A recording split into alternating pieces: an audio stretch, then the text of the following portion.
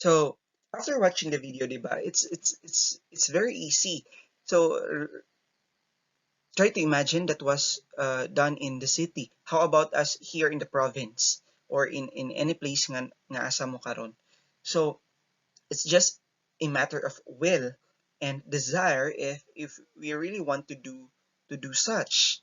So it's vertical farming is very useful, especially if you don't have enough land to till, enough area of land to cultivate. So we can do vertical farming, and I believe siguro sa inyo ha, some of you students sa inyong family, sa inyong balay is na mga ingon adto. So na mga nakahanga mga plants, mga vegetables. So by layer na sa uban. So I hope nga ato pud siguro nang i-practice sa to ang household kay mas maayo man na nga we produce our own food, 'di ba? 'Di ba in agriculture, one of our goal is to attain food sustainability.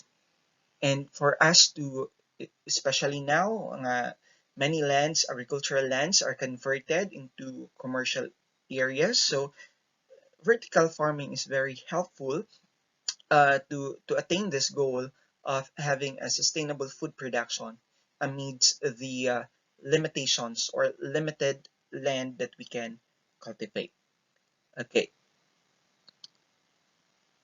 crop farming is sensitive to several factors like soil type, topography, elevation, rainfall, humidity, and sunshine duration. So isa ni siya nga problema. Different farm areas has different soil type, but most of the farmers has this practice nga whatever ang gina-apply nga fertilizer sa ilahang kaila, sa ilang mare, sa ilang pare is ila pong sunuon. Wherein they might be putting not appropriate fertilizer sa ilang crop production, and nagasto-gasto lang, and then it doesn't give positive or good result in their production. And we need to remember uh, that crop production is sensitive to soil type. So you have your soil science subject during your first year.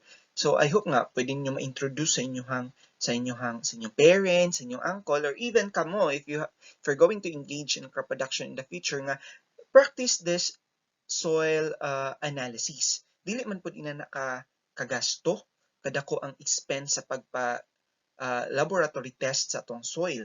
'Di ba? Just to identify unsa ang type sa soil para makabalot ta unsa ang proper nga crop nga itanom, para makabalot ta unsa ang recommended quantity of input of fertilizer, for example, that we need to apply. Topography. Topography and elevation. So, for example, sa mga bakilid, pwede ba ta mag-rice production sa mga bakilid nga mga nga topography sa yuta? So most likely at certain elevation pwede ang mais. Pwede nga ana. Basta pag matingala mo, or maybe di pa matingala, but you might have a question in your mind, nganong diri man sa Bukidnon ni nag-penetrate ang mga pineapple producers like Del Monte, Dole. Nganong diri ni sila, nganong di sila dito sa Cagayan de Oro? Nganong di man sila sa Camiguin? So one factor that they consider is elevation, because pineapples dwell better or can grow better in areas with higher elevation. And one muna nga Bukidnon with its elevation, isa siya nga nahimong uh, area for pineapple production, para mas motarong siya og tubo ug mas tamis ang pineapple. Rainfall, humidity, and sunshine duration. Like sa mga bulak po sa inyong mama, balik na po sa mga bulak-bulak. So there are plants that are sensitive with sunshine duration na, di ba, na yung mga short day plants, na po yung mga long day plants. And even gani katong mga flowers nga require of long hours of light or by sunshine, ang uban is at nighttime is ginasugaan. Yun ana, just to facilitate ang iyang maayong nga growth. So most of the crops are sensitive to several factors nga ako na mention earlier. And recently, the Bureau of Soil and Water Management is conducting a nationwide soil mapping for soil fertility, suitable update to obsolete maps, because this update of the soil map was conducted mga last year or 2 years ago, because the existing soil map in the Philippines in different regions and provinces are obsolete. Ang soil map is na survey siya, ang kanang mga available is na survey siya mga 1980s. And remember, for 10 years, 20 years, with the utilization of land, with the conversion of lands, most likely their characteristics and their features has already changed. So, ingon ana. So munang karon, the government through the Bureau of Soil and Water Management are trying to update the soil map. Unsa ding soil map? The soil map, kining mga soil map is available na siya sa inyong LGU, local government units, sa inyong munisipyo. Nana dito. It will indicate unsa ang type sa soil and ang area, so that it will guide the farmers to identify what are the proper or the appropriate crops to grow in their area, para dili mag mismatch ba ang type sa yuta o ang crops nga itanom. Dapat match, dapat. So sad to say lang, some of the farmers are not familiar about this. So some will just plant kung sa ilang gusto nga na, without proper guidance. So kamo nga kabalo na mo ani, then somehow you can utilize the resources that we have as your guide or additional information to guide your family, your parents, and in what crops to grow ang appropriate sa type sa inyong soil. Okay. Now, major inputs to crop production. Okay. We have the seed and planting materials, fertilizer, crop protection products, farm machinery and equipment, buildings and structure, and irrigation. So let's go over them individually. First, common input that is being used in crop production is seeds and planting materials. So what is the common difference between seeds and planting materials? So basically, seeds are used for sexual reproduction, whereas planting materials are used for asexual reproduction. So the quantity of seeds used per hectare will depend on the technical recommendations of experts and or suppliers. It would also depend on the quality of seeds and type of technology used. So different brand of seeds, different types of seeds as different recommendations. So it is not advisable nga magsuno-suno again, mga magsuno-suno lang with the silingan. Diba? For corn seeds, na yung mga technicians anak nila na very willing to help you, or very willing to help the farmers in guiding them on the quantity of seeds to plant, on how to plant, how to apply the technology that they offer to the market. So why not try to take advantage of those services that these companies are trying to offer. And for planting materials, the quantity of planting materials used is primarily determined by the plant density. So planting materials like cuttings, sugarcane cuttings, sa imong cassava, and the like. So it is very important to choose the proper or appropriate nga mga seeds in your production if we want to have high productivity. Okay. Then selection of seeds must be based on market demand. So sa asa tapadulong, we should always remember that in agribusiness, we are market-oriented. We are market-oriented and we base our production on what is demanded in the market. For example, try to consider this kini siya nga tomato. So lipay kay kakay, dako kayo imuhang kamatis. But then the next question now is this the one required in the market? Diba? Most of the household uses one tomato sa isa ka lutuan. And then kung mugamit og in-ani kadagko, most likely si madaot og dali, masayang lang. So kinsa mo palit ana? Wala gihapon. So most likely, di ba, in-ani man ang gusto sa mga household nga mga nanay or household consumers nga nasay sa kamatis kanang gagmay para sa isa ka lutuan isa ray magamit para dili madaot ang uban. So most likely use variety nga kung unsay gi require sa market. Okay. Then we have government agencies like Bureau of Plant Industry, Philippine Seed Industry Association, and National Seed Industry Committee.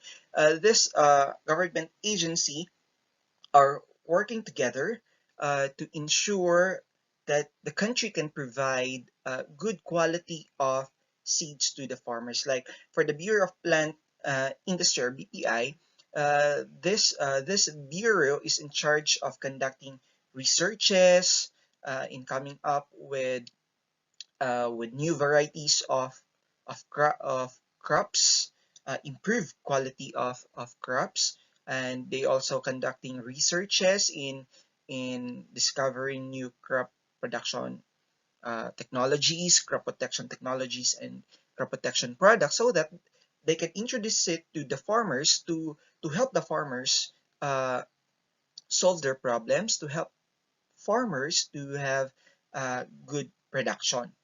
So that's the job of Bureau of Plant Industry.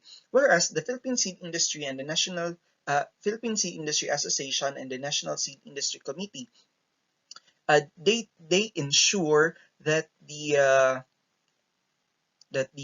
new varieties of seeds of crops that are introduced in the market are with good quality.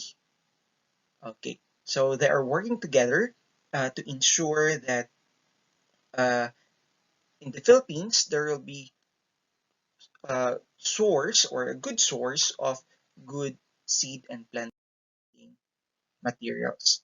So basically, in the Philippines, it is considered that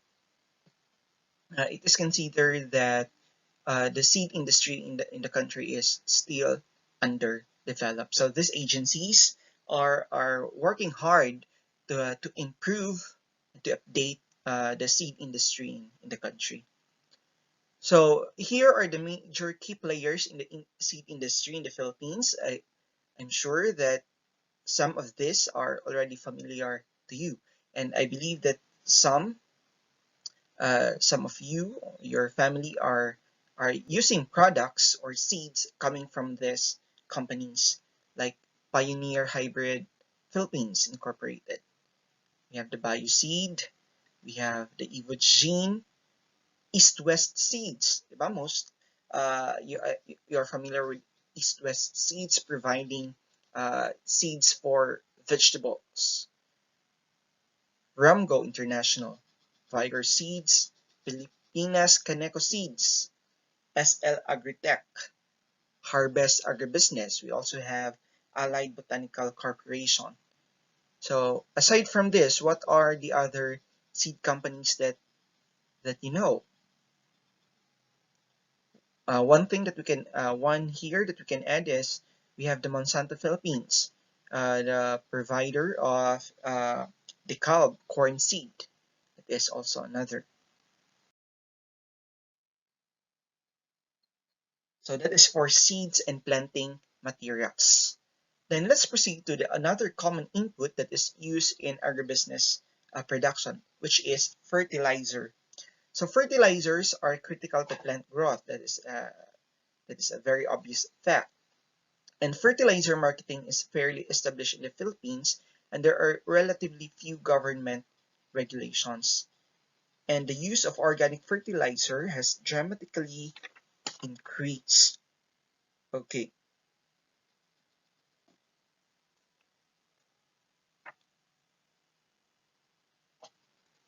so you're familiar with this, especially you have your soil science subjects, especially your organic fertilizer.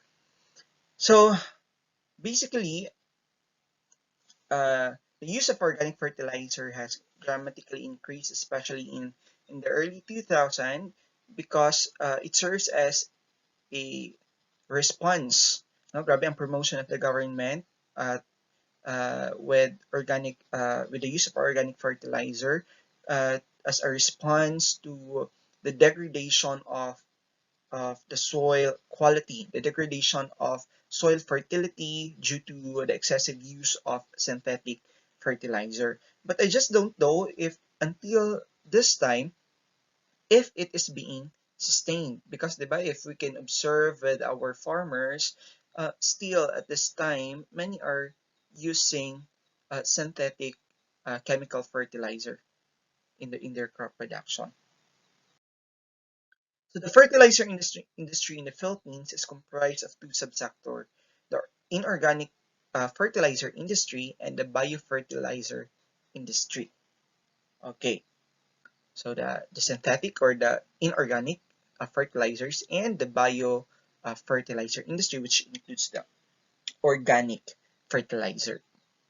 So in 2015, the rice and corn as a major staple foods in the country use about 38% and 21% of the total fertilizer supply in the country.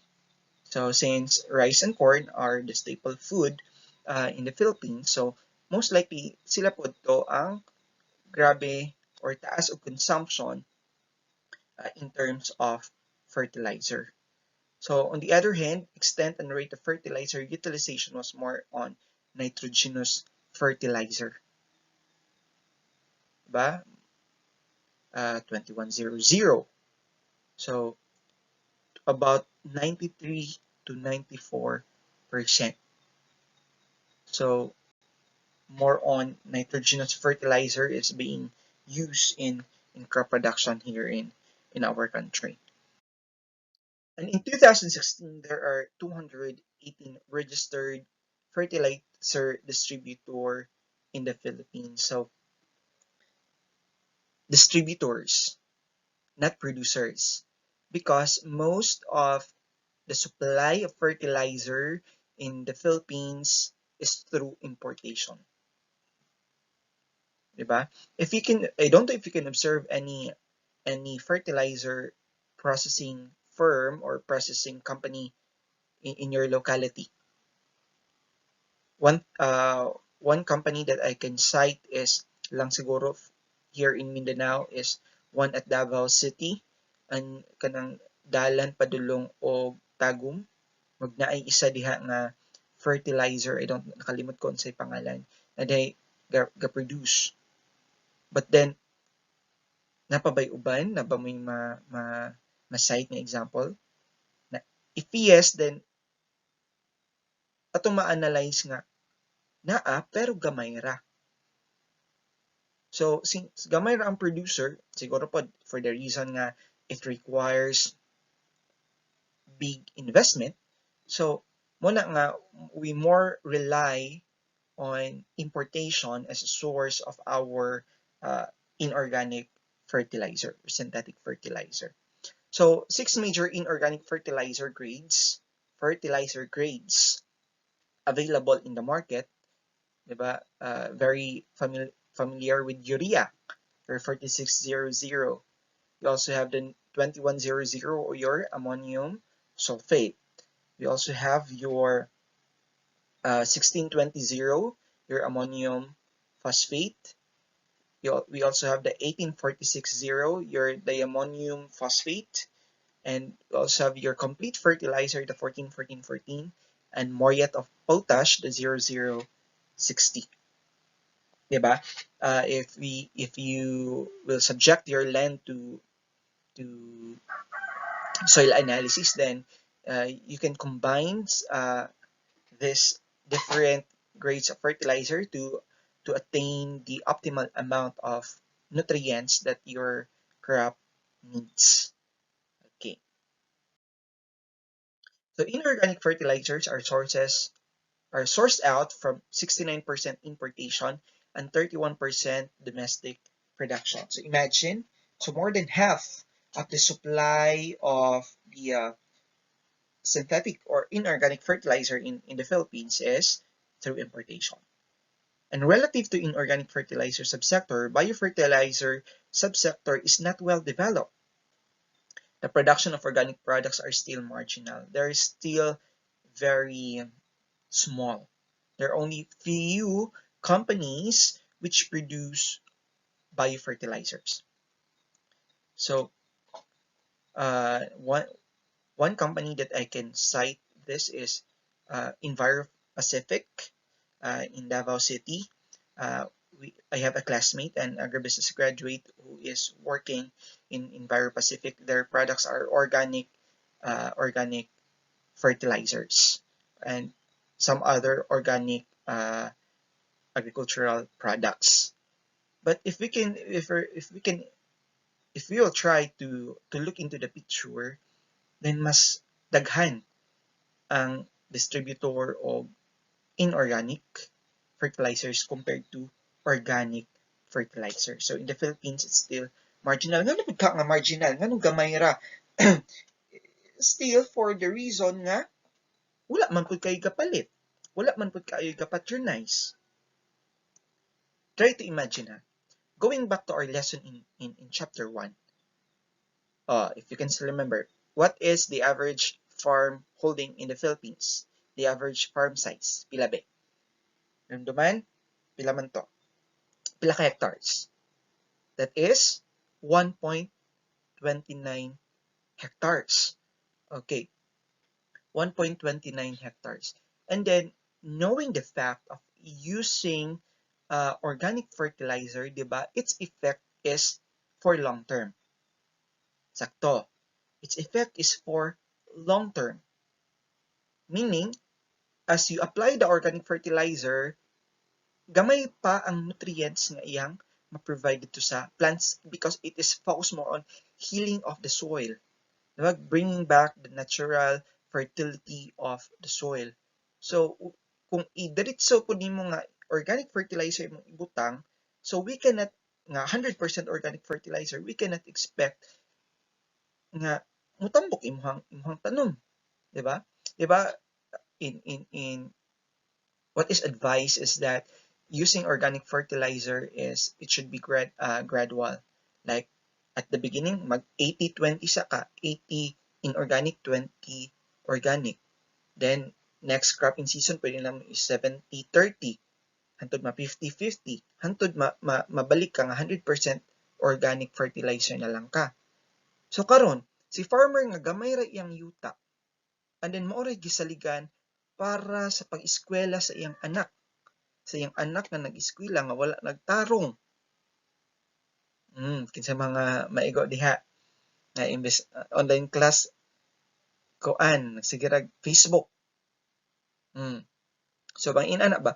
So dili ma-compromise ni farmer nga ala ko mag-organic nya maubos iyang abot unsay pang tuition niya sa iyang anak, unsay ipalit niya og gadget sa iyang anak para sa online class.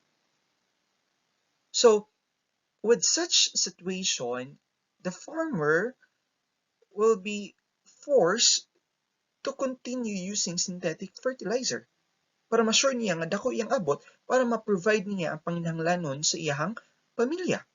And that's somehow a sad reality that our farmers are facing. So with situation like that, it is a contributor why there is still a lower demand for organic fertilizers or biofertilizers, even though people already know what are the harmful effects of the continual use of synthetic fertilizer to the environment, to the soil quality, to the production. And that is somehow a effect that unta, especially kamo, na mo graduate pohon is kamo makatabang, kita makatabang o makakontribute ta on how to resolve this problem in our country, in our little own way. Okay. The approval of our organic agriculture law of 2010 through RA 168 brought the development of biofertilizer in the Philippines. So in later chapter, we'll be talking about, I don't know if that is still included in the later chapter, organic agriculture. I assume that you're already familiar with this because you have an organic agriculture subject. So this law cater more on the promotion, the use of organic fertilizer or organic farming, wherein the government provides subsidies and incentives to farms or to farmers which who opt to uh, to do organic farming. So issues on biofertilizer production includes first, irregular production due to non-continuous demand for end user. So I already discussed this in the previous slide, why there is an inconsistent demand of user. So simple principle in economics, if there is no demand, so why are you going to produce? Diba? Sayang lang. So muna nga, ubos ang production of biofertilizer in the country. Second, non-uniformity of product pricing both in the manufacturer and traders level compared to the synthetic fertilizer. And most of the biofertilizers are mas expensive. That is reality. So asa ka mo adto sa medyo barato niya diretso taas ang nutrients nga provide sa synthetic fertilizer, or dito ka sa biofertilizer nga gamay para ang iyang nutrients nga ma-provide nya mas mahal pag yun. So most likely farmers will still use synthetic fertilizer. They will patronize synthetic fertilizer. Sir, nga mas mahal man po di ay ning mga biofertilizer. Okay, atong i-analyze. Let's try to think it over. Demand. Taas ubos. Ubos. Okay. The demand for biofertilizer is low. And then, since the demand is ubos, unsay production sa mga level, what is the volume of production sa mga produce of biofertilizer? Taas ubos. Okay, ubos ang demand. So, gamay ra pud ilang i-produce. Okay. So the supply now is lesser. Now, if the supply is lesser, the business firm, the manufacturing firm cannot take advantage of the economies of scope. I don't know if you're already familiar with economies of scope. I think I already introduced this concept in our previous subject in ABM 21. Remember that in economies of scope, that is where the business can reduce its unit cost per product as it increases its volume of production. Mas mo barato ang usa ka product, mas mo gamay ang gastos sa usa ka product, o mas mo barato ang usa ka product if mas daghan ta og i-produce. That is the concept of economies of scale. We reduce the cost per unit